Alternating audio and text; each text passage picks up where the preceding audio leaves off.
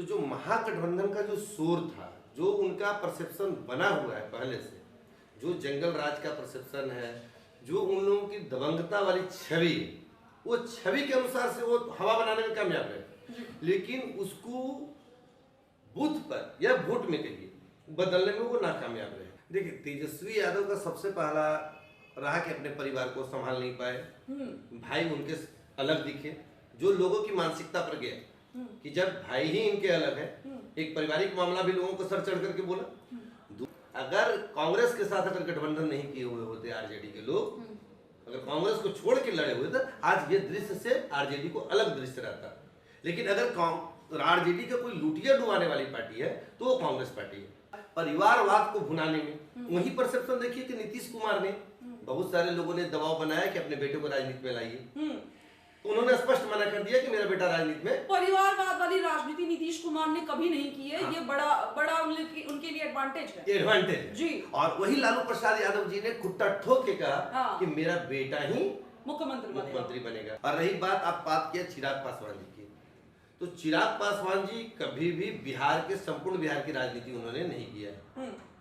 उनको एक कटोरी की राजनीति पर विश्वास रहा है, उनके पिताजी को भी और उनको भी। देखिए, नीतीश कुमार को हर हाल में खामोश ही रहना पड़ेगा, हर हाल में खामोश रहना पड़ेगा। उसकी दो कारण, एक जो वहां 12 उनके सांसद हैं वो इनके अब नहीं रहे, वो 10 सांसद भारतीय जनता पार्टी के हो चुके हैं। तो मुझे लग रहा है कि हर हाल में बिहार में भारतीय जनता पार्टी अपना मुख्यमंत्री बनाएगी। इस बार नीतीश कुमार के नेतृत्व में चुनाव तो लड़ा गया, लेकिन मुख्यमंत्री नहीं, वो कभी नहीं स्वीकारा गया, कभी नहीं स्वीकारा गया। भारतीय जनता पार्टी के किसी लीडर ने मुख्यमंत्री के रूप में उनका सिटिंग घोषित नहीं किया।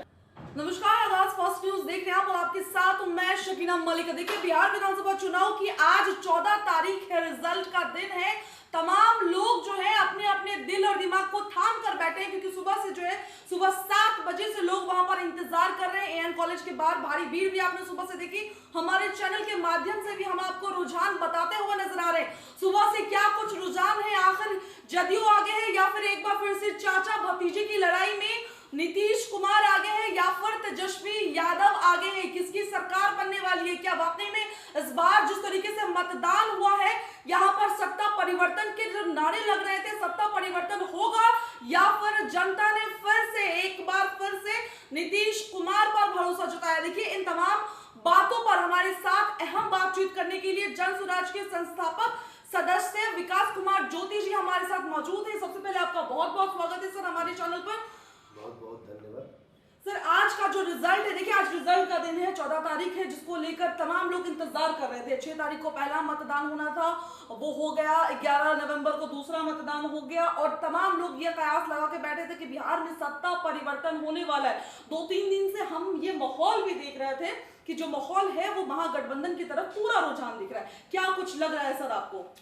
देखिए, एक हवा में दिखना और एक रियलिटी दिखना, एक ग्राउंड लेवल पर दिखना जी, और एक हवा में दिखना।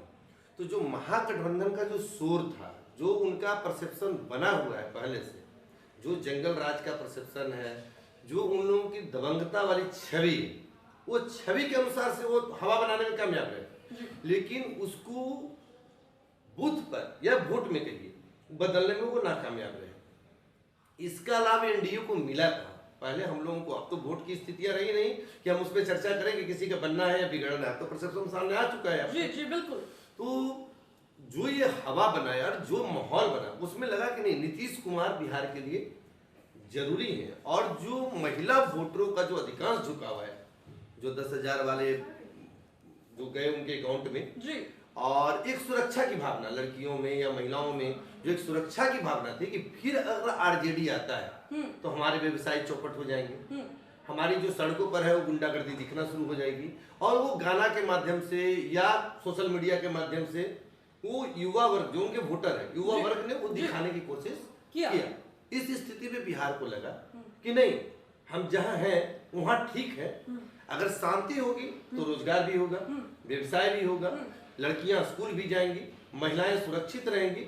उस स्थिति में लगा कि नहीं, उस बदलाव से अच्छा है कि फिर एक बार हम इन पे भरोसा, नीतीश कुमार के चेहरे पर भरोसा कर ले, और वही इस स्थिति इन लोग का कामयाबी का कारण। एकदम विकास जी, जो सुबह से जो रुझान आ रही थी, वो रुझान में ये दिख रहा था कि जो जदयू है और तेजस्वी यादव यानी कि नीतीश कुमार और तेजस्वी यादव के जो आंकड़े थे वो लमसम सुबह से सही जा रहे थे, लेकिन जस्ट अभी हम वक्त आपको बता रहे थे, लगभग 12 बजे का वक्त है, रुझान जो है वो कहीं ना कहीं नीतीश कुमार की तरफ ज्यादा गिर रही है। कभी 200 प्लस हो रहे हैं तो कभी 200 से 1-2 कम हो रहे हैं, लेकिन तेजस्वी यादव जो है वो 50 के आगे पीछे ही दिख रहे हैं। क्या कुछ इसका परिणाम हो सकता है? क्या तेजस्वी यादव ने कहां पर ऐसी चूक की जो अभी भी जो नारे लग रहे थे और आंकड़े में बहुत फर्क दिख रहा है? देखिए, तेजस्वी यादव का सबसे पहला रहा कि अपने परिवार को संभाल नहीं पाए, भाई उनके अलग दिखे, जो लोगों की मानसिकता पर गया कि जब भाई ही इनके अलग है, एक पारिवारिक मामला भी लोगों को सर चढ़ करके बोला। दूसरी बातें क्या हुई कि जो आपस में जो इन लोगों का गठबंधन था उससे समावेश नहीं बैठा सके। जैसे अंतिम समय में वीआईपी के साथ या मार्क्सवादी के साथ या किसी के भी साथ इन लोगों का, या कांग्रेस अंत तक इनको अंधेरे में रखी जी। कांग्रेस अगर सबसे ज्यादा परिणाम भुगतना पड़ा, अगर कांग्रेस के साथ अगर गठबंधन नहीं किए हुए होते आरजेडी के लोग, अगर कांग्रेस को छोड़ के लड़े हुए थे, आज ये दृश्य से आरजेडी को अलग दृश्य रहता। लेकिन अगर आरजेडी का कोई लुटिया डुबाने वाली पार्टी है तो वो कांग्रेस पार्टी है, जो अंतिम दम तक सस्पेंस बरकरार रखा और आरजेडी का मुखिया के तौर पर यानी चेहरा के तौर पर उसने तेजस्वी यादव को नहीं स्वीकारा। इसका इफेक्ट जो है वो जनता के मानसिकता पर गया। और अंतिम समय में जब आया, वोटिंग की जब अंतिम समय आया, तो उस समय दबे पांव से, दबे जुबान से उन्होंने उनको स्वीकार किया है। फ्रैंकली कभी राहुल गांधी ने नहीं बोला, न संयुक्त रैलियां हुई, न कभी कंबाइंड उन लोग साथ चलने की कोशिश किए। तो ये सारे माइनस पॉइंट जो है ये हुआ। दूसरी बात, परिवारवाद को भुनाने में वही परसेप्शन देखिए कि नीतीश कुमार ने, बहुत सारे लोगों ने दबाव बनाया कि अपने बेटे को राजनीति में लाइए, तो उन्होंने स्पष्ट मना कर दिया कि मेरा बेटा राजनीति में। परिवारवाद वाली राजनीति नीतीश कुमार ने कभी नहीं की है। ये बड़ा उनके लिए एडवांटेज है। एडवांटेज जी। और वही लालू प्रसाद यादव जी ने खुट्टा ठोक के कहा कि मेरा बेटा ही मुख्यमंत्री बनेगा। तो लोगों में ये एक पूरी तरह से मनोवृत्ति बनी कि भाई आपका बेटा ही क्यों, आपका बेटा ही क्यों। ये परसेप्शन पूरे सर चढ़ करके बोला बिहार के पब्लिक को और लगा। और दूसरी बात है कि जाते जाते नीतीश कुमार जब चुनाव की घोषणा के कुछ घंटे पूर्व पटना में मेट्रो का उद्घाटन किए, तो वो पब्लिक को दिमाग में गया कि जो चीज दिल्ली में होता था वो बिहार में, तो आखिर एक मुख्यमंत्री कर क्या सकता है, आपको सुख शांति वैभव यही दे सकता है। तो लगा कि वोट तो मुझे किसी को देना है तो ऐसे सुरक्षित हाथों को दो जिसमें बिहार 5 साल तक फिर विकास के पथ पर, फिर विकास के प्रति आगे बढ़ेगा। विकास जी, एक अहम सवाल होगा, आप जन स्वराज पार्टी से आते हैं और सबसे बड़ी प्रशांत किशोर की अगर हम बात कर ले तो वो पहले जो थे वो रणनीतिकार थे, फिर राजनीतिकार बन गए और बिहार में भी एक बड़ा नाम आज के वक्त में प्रशांत किशोर बन चुके हैं।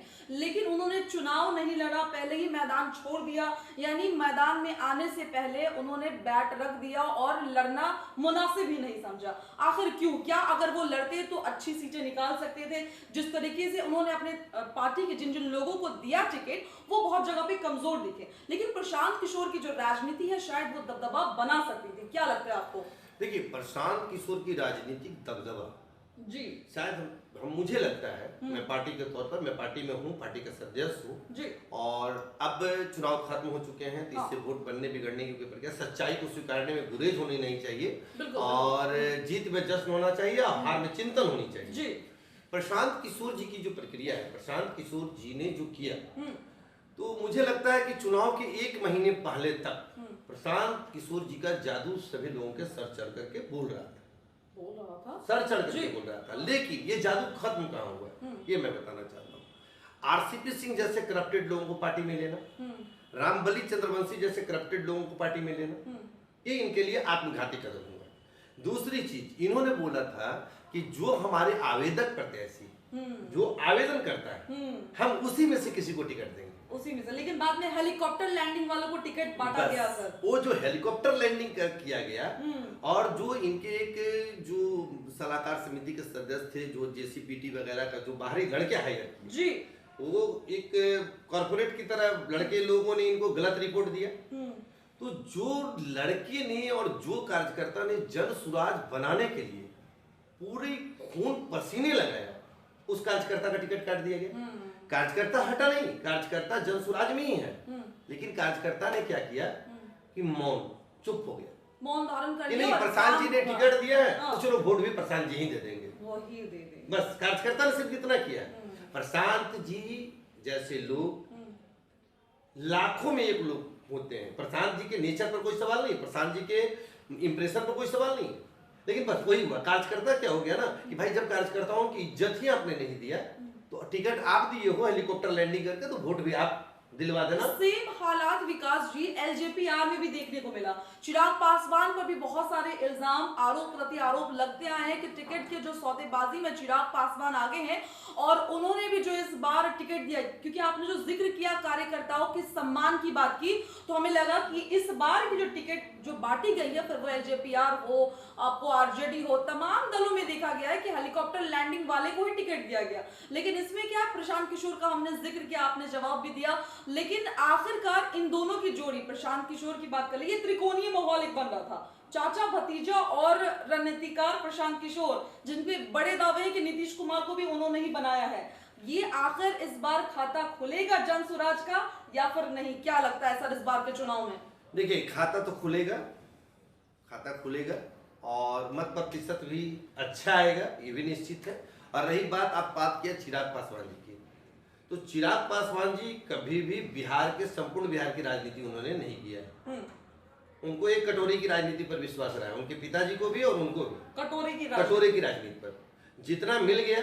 और दूसरी बात है कि जो पार्टियां उन्हें टिकट भी देती है जी, वो देखती है कि ये पासवान वोट, सिर्फ पासवान वोट की वो राजनीति करते हैं कि ये पासवान वोट जो है वो रामविलास पासवान जी के पास जाएगा या तो चिराग पासवान जी के पास जाएगा। और होता भी वही, वो जिधर जाते हैं उधर वो वोट ट्रांसफर हो जाता है। तो इसका कारण क्या है? जैसे जीतन राम मांझी का परसेप्शन बन गया है कि वो जिधर जाएंगे उधर मांझी वोट जाएगा, और मांझी वोट की संख्या पासवान से ज्यादा है, तो यहाँ पर वोट ऑफ परसेंटेज हो जाता है। दूसरी बात, रामविलास पासवान जी का स्वर्ण समुदाय के बीच में पहले से ही पैठ रहा है, पहले से अच्छी पकड़। मुस्लिम समुदाय में उनका सबसे पहले से ही पैठ रहा है। तो वो स्वर्ण और मुस्लिम समुदाय और ये सब मिल करके जो होता है, और भारतीय जनता पार्टी और नीतीश कुमार के चलते कोयली कुर्मी वोट हो जाता है या वैश्य मतदाता हो जाता है, वो उधर चला जाता है, उधर रुझान हो जाता है। तो होता क्या है कि उनका स्ट्राइक रेट जो है 100 का 100 चला जाता है, 80 का 80% चला जाता है, कभी 75% चला जाता है। 35 चला जाता है। तो बिहार एक जातीय प्रदेश है, इसको समझ। प्रशांत जी से ही भूल हो गई,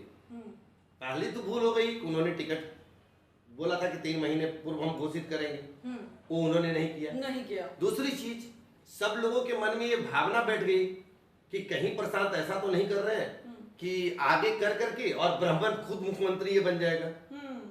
तो ब्राह्मण का डर जो था वो बिहार के, इसलिए बिहार का अति पिछड़ा कभी नहीं चाहेगा कि कोई स्वर्ण मुख्यमंत्री बने। हाँ, वो धोखे से बना दीजिए वो अलग बात है, लेकिन स्वर्ण मुख्यमंत्री को बिहार की जनमानस नहीं स्वीकारेगा। तो इन्होंने कहा था कि मुख्यमंत्री का चेहरा हम उतारेंगे, मुख्यमंत्री का चेहरा नहीं उतारे। दूसरी बात, जब चुनाव लड़ने की बारी आई तो आपने खुद ये चुनाव नहीं लड़े, तो सेनापति का बीच मैदान से जाना, ये सारी चीजें जो है एक पर एक हम लोग को बैकफायर करता चला गया, और इसकी खामियाजा जो है जन स्वराज को भुगतना पड़ा है। अब आगे पार्टी है, पार्टी संघर्ष करेगी, फिर 5 साल तक देखा जाएगा। एकदम विकास जी, एक आखिरी और अहम सवाल आपसे करना चाहूंगी। देखिए, रुझान और एग्जिट पोल तो हम तमाम लोग देख रहे हैं, और आज 2 से 3 बजे तक उम्मीद ये भी है कि रिजल्ट फाइनल हो जाए। आपके हिसाब से क्या लगता है कि इस बार किनको कितनी सीटें आनी चाहिए और कितनी सीटें आएगी? देखिए, मैं बता देना चाहता हूँ कि अमित शाह जी का जो रणनीति रहा है वो बिहार में भारतीय जनता पार्टी का मुख्यमंत्री बनने का, बिल्कुल। और उसी परसेप्शन पर अभी इन लोग सारे लोग चल भी रहे हैं, उसी परसेप्शन पर चल रहे हैं। इतनी ताकत अब राष्ट्रीय जनता दल में भी नहीं बची है। नीतीश कुमार की खामोशी क्या बयान कर रही है सर? देखिए, नीतीश कुमार को हर हाल में खामोश ही रहना पड़ेगा, हर हाल में खामोश रहना पड़ेगा। उसकी 2 कारण, एक जो वहां 12 उनके सांसद हैं वो इनके अब नहीं रहे, वो 10 सांसद भारतीय जनता पार्टी के हो चुके हैं।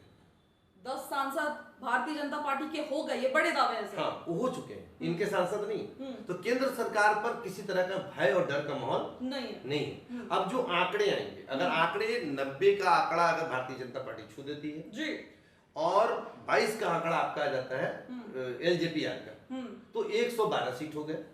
और उपेंद्र कुशवाहा और मांझी मिला करके अगर 8 सीट भी आते हैं तो 120 आ गए। तो भाई नीतीश कुमार की जरूरत भारतीय जनता पार्टी को है ही नहीं, बिल्कुल नहीं है। उनकी जरूरत ही नहीं हो गई छवि उनके पर, तो उनका क्लियर हो गया। और यही जो आकलन अभी मीडिया में आ रहा है जी और जो स्थितियां आ रही जी। है, तो मुझे लग रहा है कि हर हाल में बिहार में भारतीय जनता पार्टी अपना मुख्यमंत्री बनाएगी। इस बार नीतीश कुमार के नेतृत्व में चुनाव तो लड़ा गया लेकिन मुख्यमंत्री नहीं वो बने। कभी नहीं स्वीकारा गया, कभी नहीं स्वीकारा गया। भारतीय जनता पार्टी के किसी लीडर ने मुख्यमंत्री के रूप में उनका सिटिंग घोषित नहीं किया। नेतृत्व बोले, नेतृत्व में लड़ा जा रहा है, लेकिन मुख्यमंत्री उम्मीदवार को किसी ने नहीं स्वीकारा है, और वो दिखेगा। आप नीतीश देखिए, कुमार इस चीज को स्वीकार कर पाएंगे कि उनके बिहार में होते हुए वो बीजेपी के साथ जुड़े हुए हैं और बीजेपी से कोई ऐसा उम्मीदवार देखिए सामने आ अब जाए जो सीट का आकलन आ रहा है, जी। जो सीट का आकलन आ रहा है, जो सीट में हम लोग जा रहे हैं, जी वहां पर जो ताकत राष्ट्रीय जनता दल का दिखता था, वो ताकत नहीं दिख रहा है। नहीं दिख रहा है, तब वो ताकत जब राष्ट्रीय जनता दल में भी नहीं दिख रहा है, वो ताकत नीतीश कुमार में भी नहीं दिख रहा नहीं है। दिख रहा है। हाँ। तो भाई आप करेंगे क्या? राजनीति आंकड़ों का खेल होता है। आंकड़ों का खेल है। राजनीतिक जब तक आपके पास नंबर गेम नहीं है, तब तक आपका कोई भी विश्लेषण काम नहीं करेगा। आपका सारा विश्लेषण धरा का धरा रह जाएगा, और आपका मुख्यमंत्री का उम्मीदवार जाके भवन में वो मुख्यमंत्री का शपथ ग्रहण ले लेगा। आप कुछ नहीं कर पाएंगे, कुछ नहीं कर पाएंगे। मतलब ये चीज तो साफ है। अभी रुझान आने में लगभग 2 से 3 घंटा है फाइनल रिजल्ट में, लेकिन सुबह से जो हम रुझान देख रहे हैं उसके माध्यम से आपका ये कहना है कि इस बार फिर से एनडीए की सरकार बनेगी, लेकिन नीतीश कुमार सीएम के लिए दावेदार नहीं है और ना होंगे इस रेस में। मुझे ऐसा लग रहा है। ऐसा आपको लग रहा है? मुझे ऐसा लग रहा है कि भारतीय जनता पार्टी का जो शुरू से जो वो फील्डिंग कर रही है, जो फील्डिंग लाइन उसका रहा है, मुझे लग रहा है कि वही फील्डिंग लाइन है कि वो अपना मुख्यमंत्री बनाएगी हर हाल में, इसलिए कि यहाँ के बाद उसको बंगाल में फील्डिंग करना है। तो ये मैसेज नहीं देना चाहेगा बंगाल के मतदाताओं को वो कि हमने नीतीश को स्वीकार कर लिया, हमने नीतीश को स्वीकार किया। देखिए ये बड़े दावे हैं हाँ, आपके। ये मैसेज नहीं देना चाहिए। बिल्कुल बिल्कुल। फिलहाल आपका बहुत बहुत शुक्रिया इन तमाम मुद्दों पर हमारे साथ खुलकर बातचीत करने के लिए। देखिए हमने बातचीत किया जन स्वराज पार्टी के संस्थापक सदस्य विकास कुमार ज्योति हमारे साथ तमाम अहम मुद्दे पर बातचीत करने के लिए मौजूद थे। दरअसल जो सुबह से रुझान आ रही है उसमें यह बताया जा रहा है कि नीतीश कुमार आगे निकल रहे हैं, और आरजेडी को सुबह से हर प्लेटफॉर्म पर अगर आप देखिएगा तो हर तरह से रुझान में आरजेडी कहीं ना कहीं आंकड़ों में पीछे है, फिर वो बड़े चैनल्स की बात कर ले या फिर यूट्यूब की बात कर ले। लेकिन आज हमारे साथ अहम मुद्दे पर यह बातचीत हुई कि अगर एनडीए सरकार बना लेती है फिर से, तो नीतीश कुमार जो है वो सीएम के लिए दावेदार न थे और ना इस बार सीएम के लिए दावेदार होंगे। देखिए ये बड़ा खेला हो सकता है। अगर एनडीए की सरकार बनती है उसके बाद नीतीश कुमार का क्या कुछ टर्न, यानी नीतीश कुमार का क्या कुछ मोड़ आता है और नीतीश कुमार के लिए एनडीए ने क्या कुछ प्लान किया, ये देखने वाली बात होगी। और ये दिलचस्प बात होगी कि अगर तेजस्वी की सरकार नहीं भी बनती है तो नीतीश कुमार की सरकार नहीं बनेगी। फिलहाल इस खबर में इतना ही। आपको क्या कुछ लगता है इस पूरी खबर में? आप अपनी राय हमारे साथ कमेंट बॉक्स में जरूर साझा करें। चैनल को लाइक शेयर सब्सक्राइब करना बिल्कुल भी ना भूलें। मुझे दे इजाजत, धन्यवाद।